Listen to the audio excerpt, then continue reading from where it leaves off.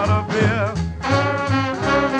Yes, wine is fine, but give me lots of beer. I'm gonna drink some beer and shed some tears this morning.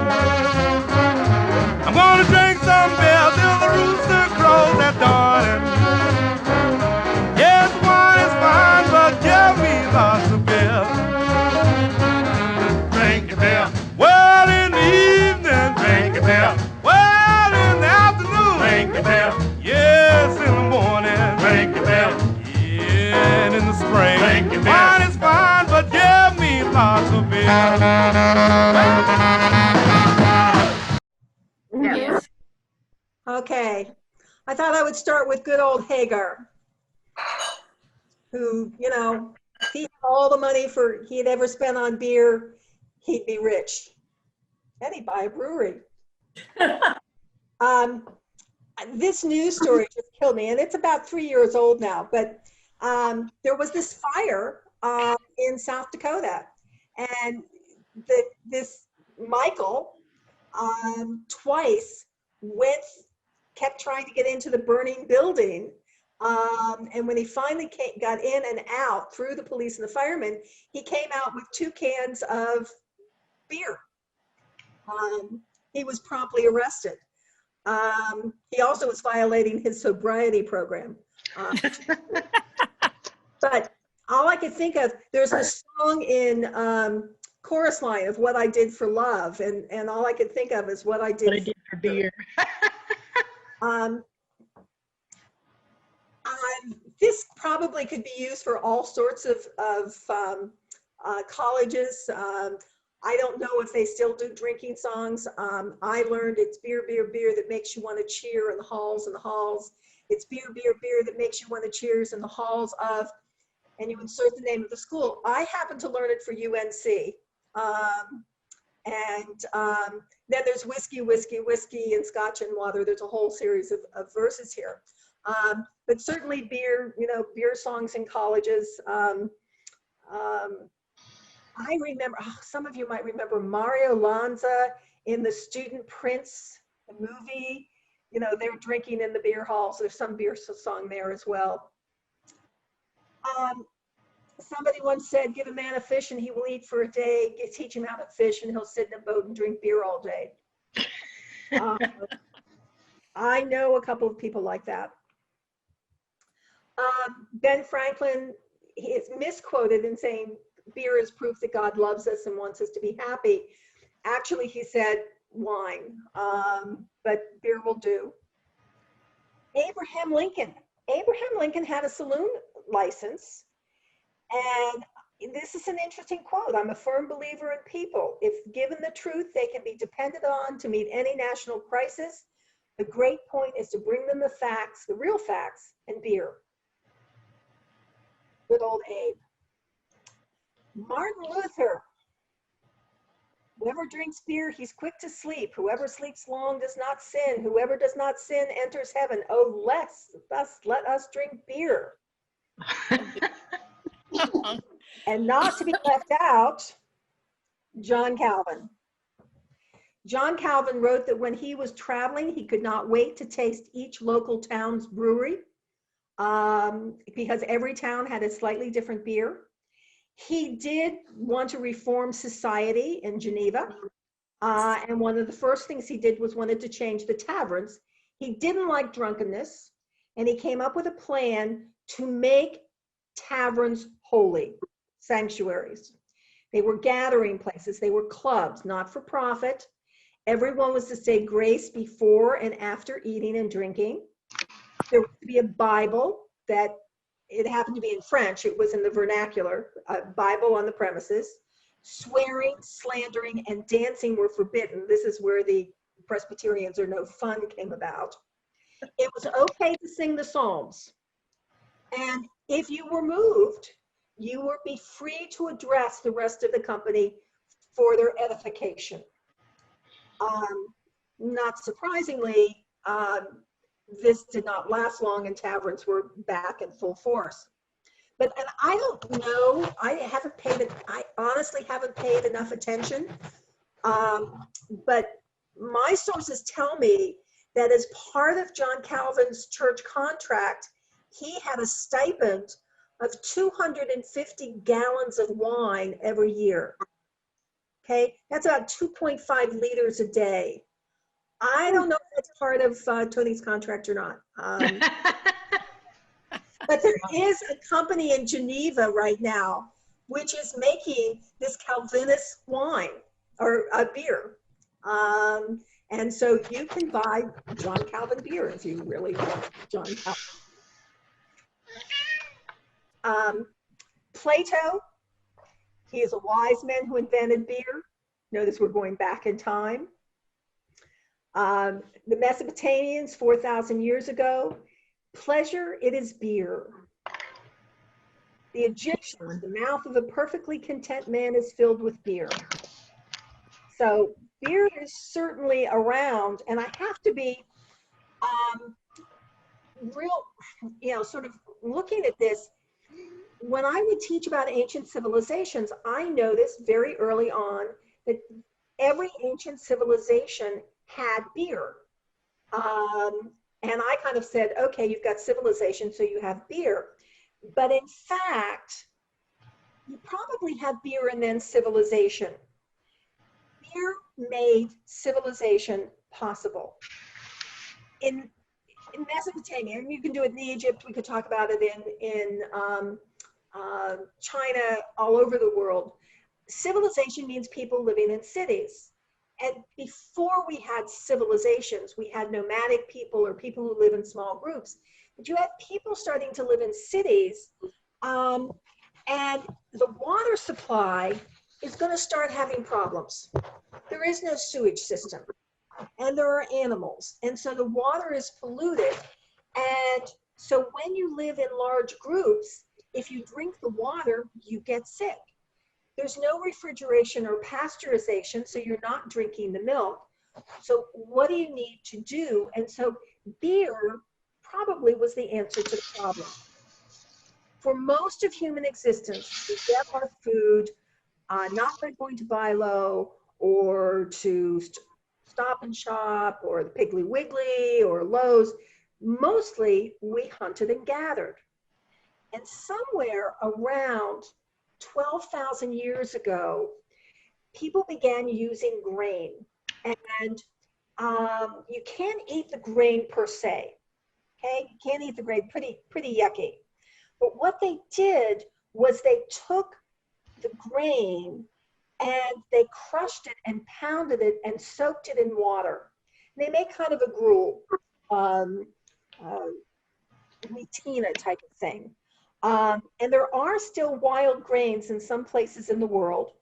And they did an experiment in Turkey where there is some wild grain, and they used really simple tools that would have been used by prehistoric men. And they found that one man could gather 2 pounds of this wild grain in an hour. And that meant, if we extrapolate that, a family of 4 could in 3 weeks harvest enough grain to provide 1 pound of grain a day for the year. But you have to stay close to harvest it, okay? You don't want someone else to come and take it, and you have to protect it from other people. So somewhere about 12,000 years ago, they began doing this work with grain. And the question is, which came first, bread or beer? So we know that 12,000 years ago, we had the tools to harvest grain, we have baskets to carry grain, we have hearths for drying grain, we have pits for storing, we have grindstones. So we're using grain to make something. And the question is, bread or beer? And the truth is that bread is solid beer and beer is liquid bread. The process is basically the same. It's just how liquidy it is. Grain mixed with, both of them are grain mixed with water. If it was thick, you could put it on a stone in the sun, or maybe a stone that had been heated in the fire and make a flatbread. If it was thin, it would ferment and become beer. So at the same time, we don't really know. but both of them are very early foods. Now, I'm not an expert. When you take this grain of cereal, it gets damp, and this would happen sort of naturally over time. It sprouts. We've all had things that sprouted. Maybe there are potatoes, maybe, but something has sprouted. And when it sprouts, we call that molt. And if you take that sprouted grain, which breaks down the outer surface of the grain, which is a protector of the seed, if you put that in water, if you mash it up, put it in water, and just let it soak, yeast is in the air. There's yeast floating around, and it gets mixed in with that yeast, and it ferments, and that becomes the mash. The fermented mash becomes beer. So beer may have come first. We don't know, but we do know that between 1200 and 6,000 years ago, beer develops around the world. We find it in the Middle East, we find it in China, we find it in India. There's a corn-based beer in the Americas, and it is a natural process, the fermentation of cereals due to the natural yeast in the air. Beer was not the first alcohol. You could ferment fruit. You could, the grapes, the apples, whatever. The problem, well, it's not a problem. Beer was the most reliable because there are no preservatives. I think all of you know, have you ever gotten an apple cider without preservatives? If you have, it will turn into hard cider, and if you keep it too long, it turns into pure vinegar. And wine does that as well. It becomes sour. The process goes on. They didn't have a way of stopping this process.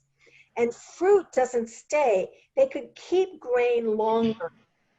And there's also the storage. They don't have glass bottles.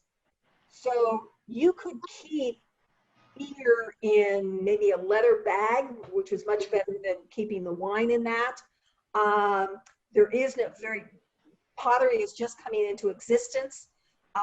Beer could be made in all sorts of things. You see a picture up there. That is in Finland.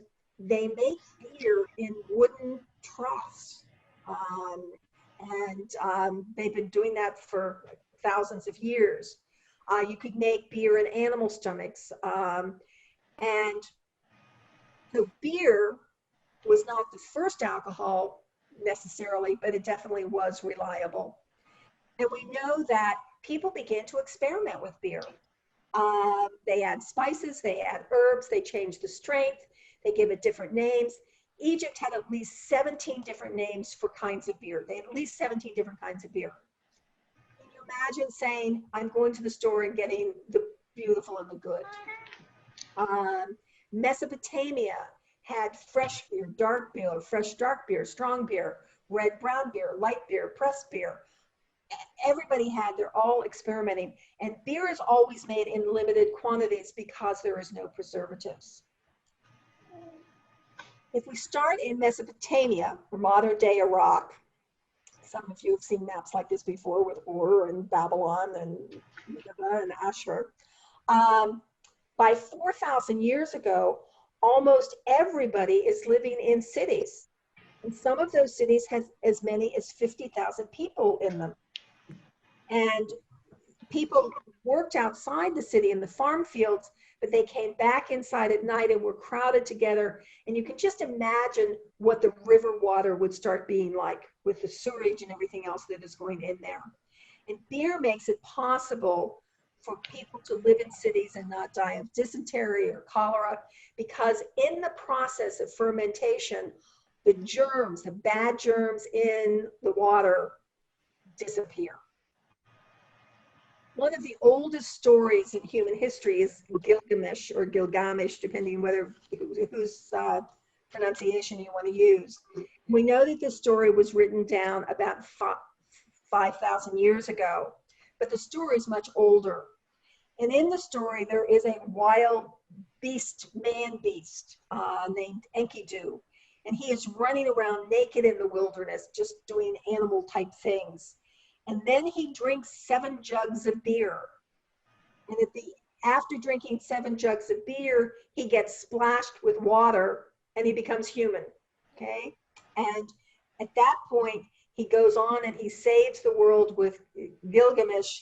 And together they bring cities and civilizations and good things to mankind. And so you drink beer, you get civilization, according to this story. And for the Mesopotamians, they thought that no meal was complete without beer. Everyone drank beer. Beer was used as payment. The lowest worker got 2 pints of beer a day. The more higher you were in society, the more beer you got. But that beer wasn't for drinking. That beer was currency. Women and slaves got 40 pints a month. Children got 20. Plus you got bonuses. It was used for dowries. And here is an early picture of beer drinking, and you drank your beer through straws. So the next time somebody comes over, you hand them a can of beer, just give them a straw too. Because there's stuff floating in it. Because all they have done is taken the grain, mushed it, that sprouted, mushed it up, put more water in, let it set, let it ferment, and that stuff is still in there. It hasn't dissolved. They haven't filtered anything. Nothing's been filtered out, and nothing was really in small bits and pieces. So,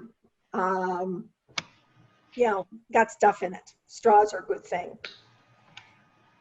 Brewing was done by women, and there were 3 different goddesses who oversaw the process. And every woman, every housewife would have her own vat, her own container in which she'd make beer. And she might make beer just as often as she made bread. I mean, really think about them as the same. We have, if you go to Bilo today and buy a loaf of bread, most of the bread you buy is filled with preservatives. And so it keeps. But if you make bread at home or you buy bread that doesn't have preservatives in it, you don't eat it in a couple of days. It's starting to get moldy. And so as often as people had to make bread, they had to make beer. And the goddess Ninkasi was the goddess of beer. And one of the things that becomes really interesting is that you can wash that vat in between usage, and people develop their own sort of flavors over time by reusing it over and over and over again. Women also made bapir, and bapir might be called beer bread. When the sprouted barley, if they had enough, you have this barley gets sprouted, and what they do is they mush it into loaves and they bake it. And this could be kept for years. This is like an early granola bar, I think.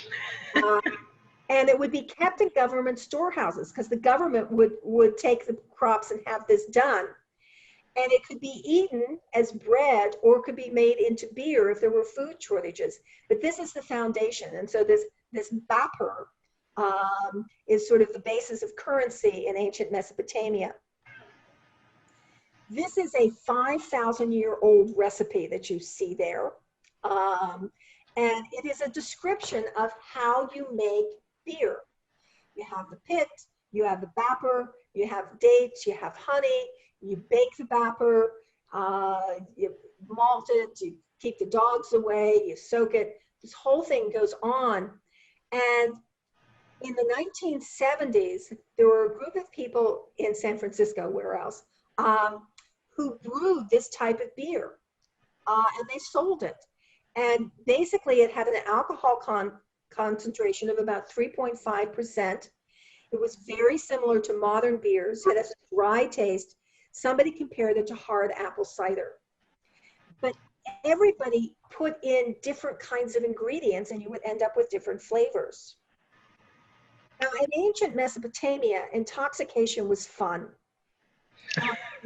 And it meant celebrations, good times, singing, dancing, beer, great.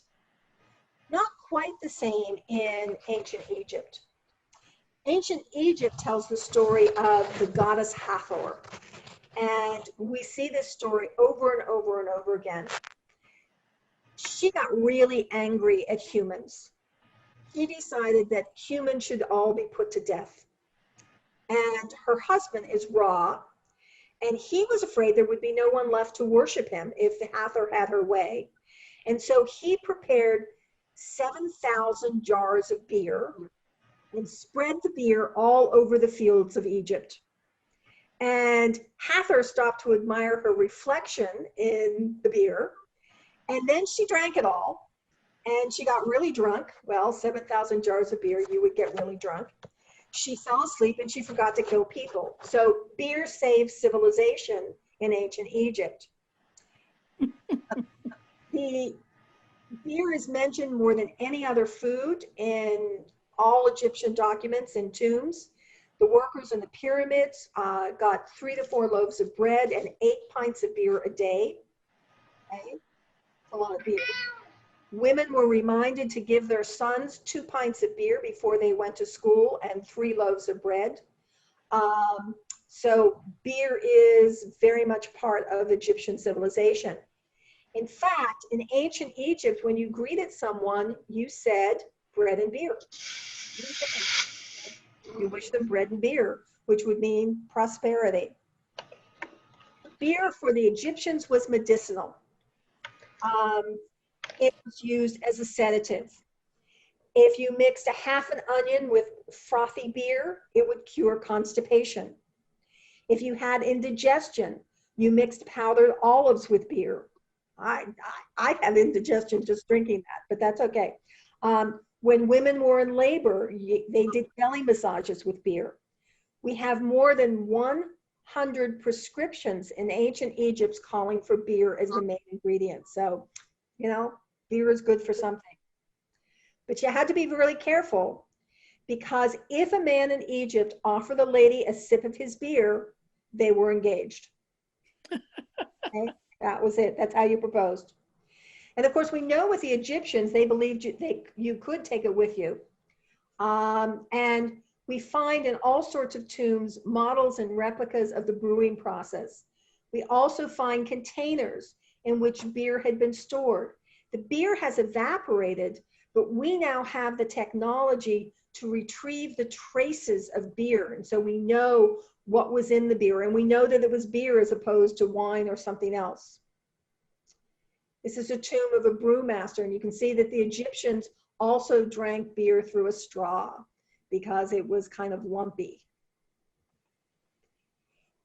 Elsewhere in the Middle East, Noah had beer on the ark. There's a really weird theory out there. I don't know that I believe it, but I thought I'd throw it out at you.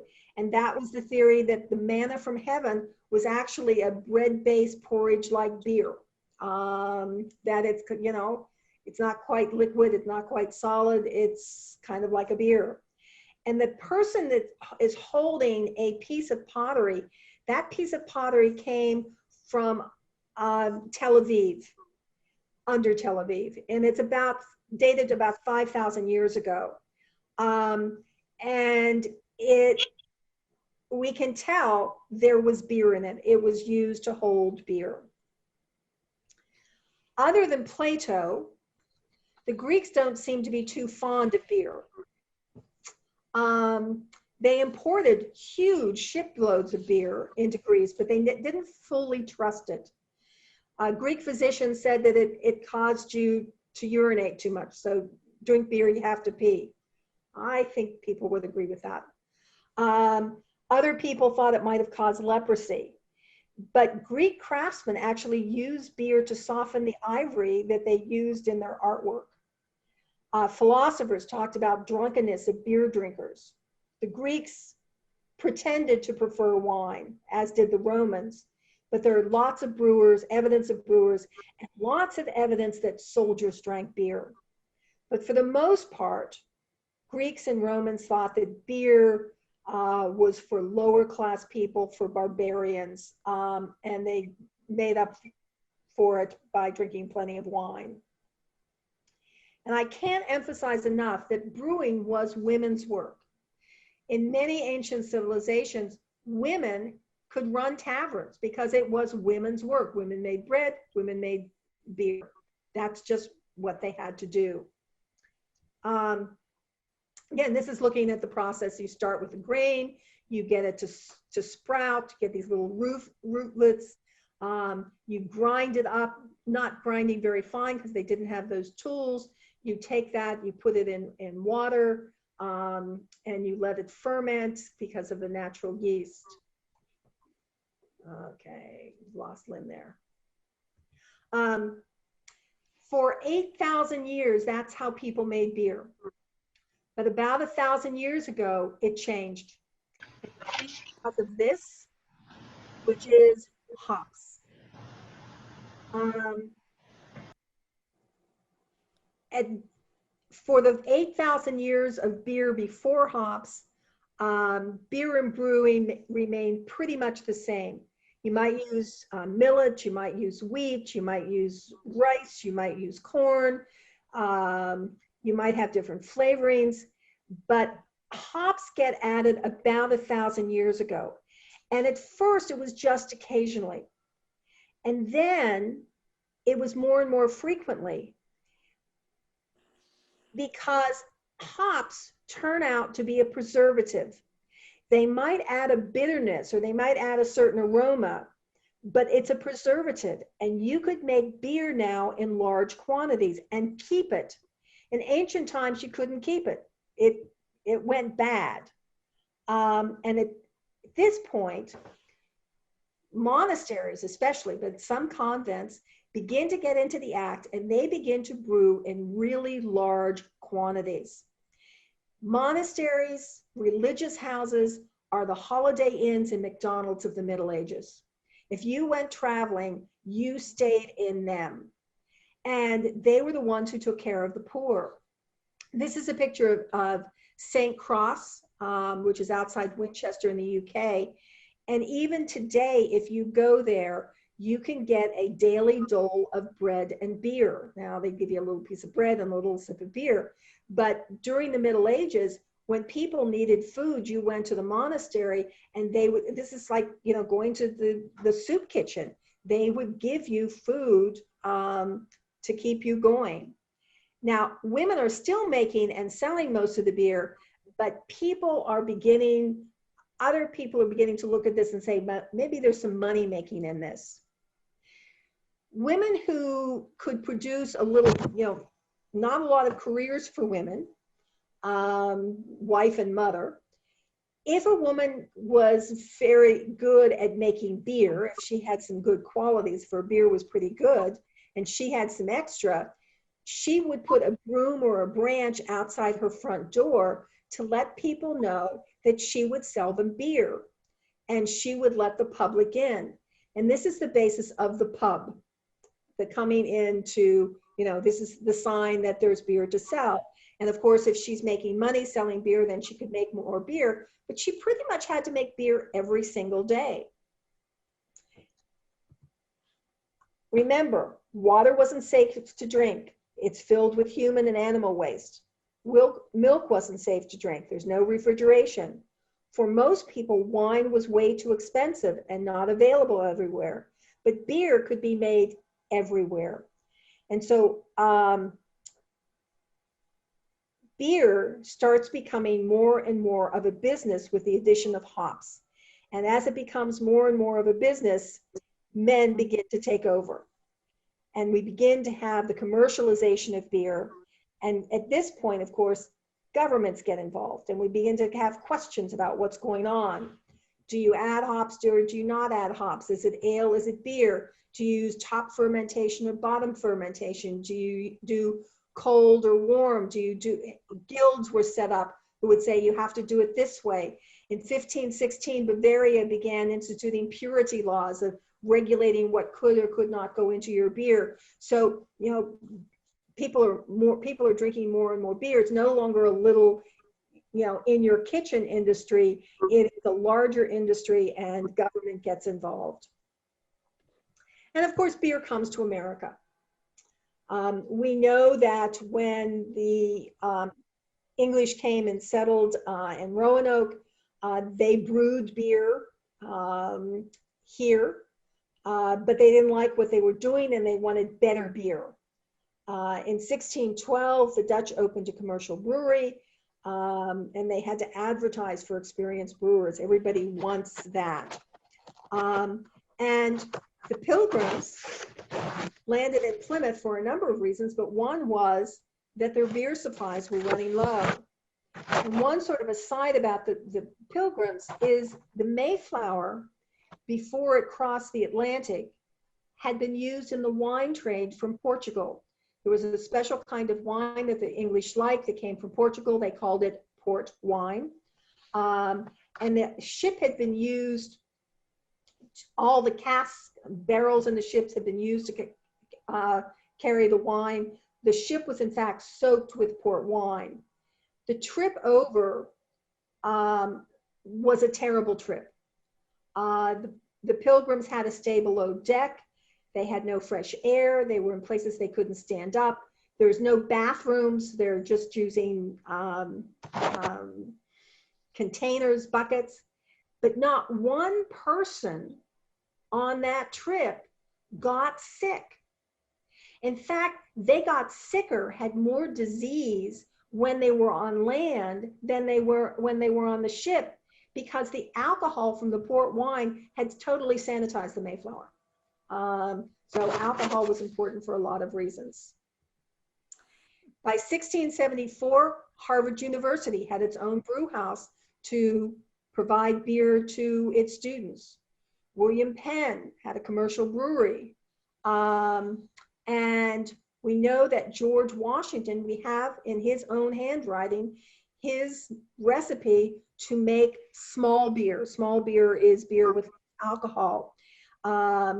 He added hops, then he put in molasses and strained it, and you let it stand until it's blood warm, and then you put in the yeast, then you covered it with a blanket, then you put it in a cask, you bottled it a week after it was brewed. So we know, he's doing beer.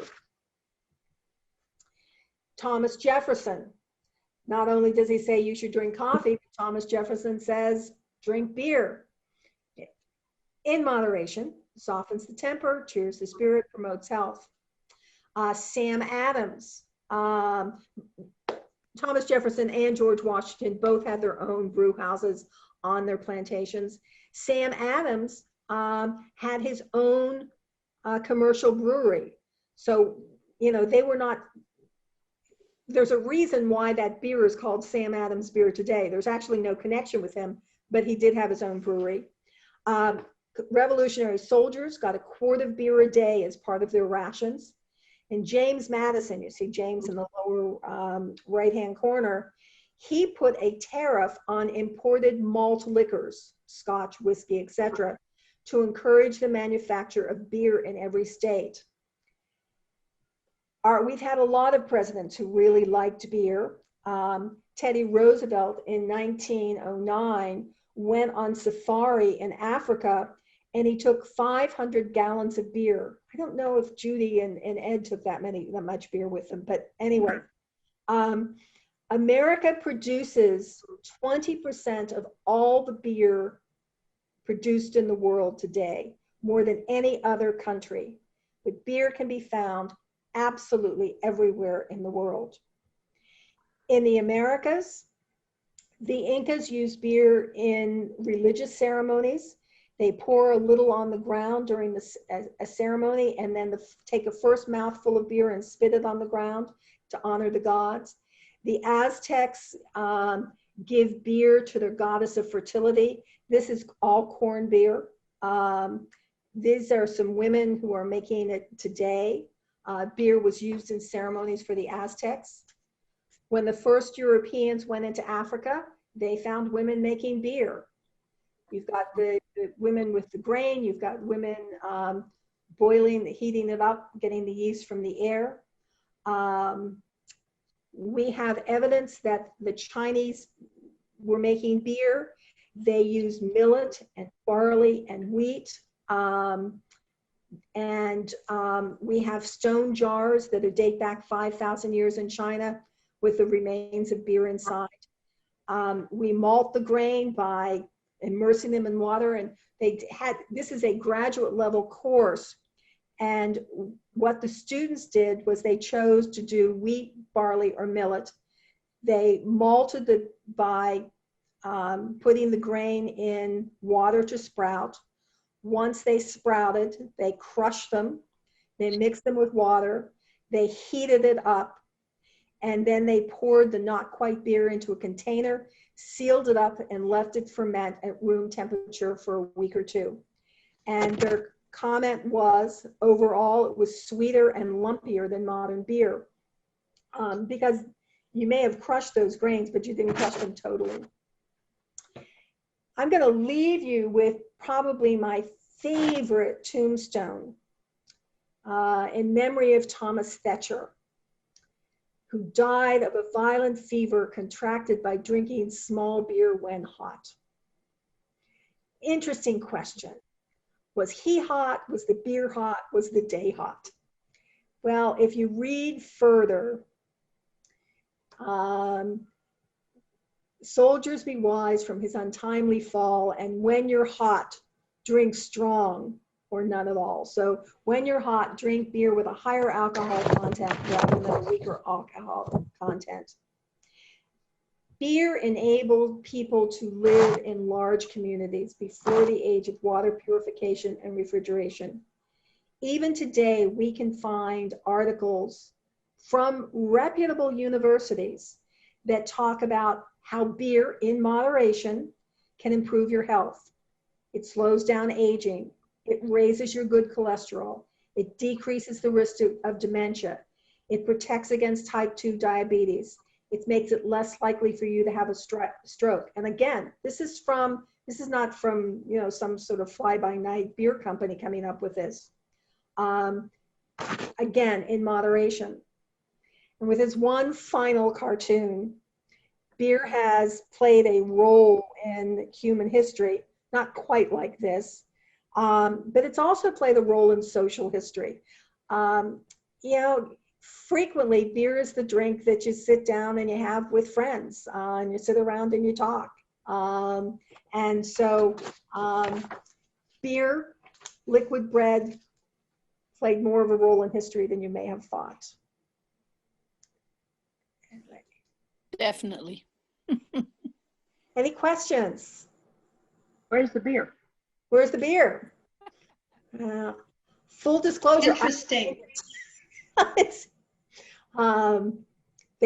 finally, when I worked in England, they finally got me to drink cider, which is like a hard cider, but don't drink beer. Don't drink coffee, don't drink beer. But at the end of the month when we do chocolate, yeah, well, I'll be there. Kathleen, do you know what craft beer is? What makes a beer a craft beer? It's made in small quantities. It's not industrialized, and it may be, it's sort of going back to the roots. It's made in small batches, small quantities, unique recipes, not standardized. Okay. So, and people are experiment with it. And, you know, Budweiser, beer is beer is beer is beer is beer is beer is beer is beer is beer. There's a standardization. We seem to be moving in this country, and maybe around the rest of the world has already been there, because they didn't go as much Budweiser, to kind of unique beers and you know, different amounts of yeast and different flavorings, and so that you can get different kinds of beers at different times of the year. Okay. Other questions? Concerns? I learned a lot. You learned a lot. I did too. I enjoyed it.